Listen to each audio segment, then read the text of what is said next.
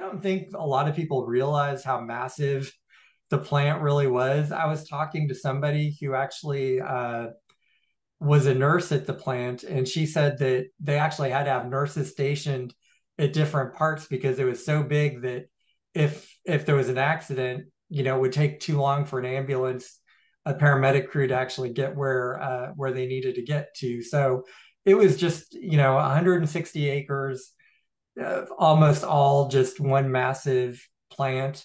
Um, when you see the aerial views, you're just kind of blown away at what it was. And so, you know, when it closed, it really did cut a pretty major hole in our city fabric.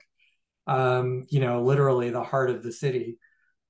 I think that there were a number of challenges, some of which had been worked through by the time I took office, and some of which we were still dealing with. I mean, one big one, which the previous owners did manage to tackle, was first they had to find a buyer for it, which was a challenge because it was such a big property. The city of Doraville and DeKalb County had to come together and actually create what is called a synthetic tax allocation district to create a funding mechanism for uh, taking down the buildings and building the infrastructure you need for uh, you know all the different types of uses that we envisioned going there besides just a factory.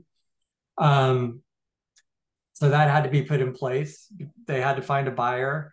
But then, and that buyer then was able to demolish the factory. But the next phase was finding somebody who could then come in and really become the major user for the property, which we were lucky that Gray Television was able to identify the site and to come in and really build something pretty amazing there. If you see what they've done, and probably just on a third of the site, there's still quite a bit to build out. But the 19 sound stages, came out of the ground in really amazing time.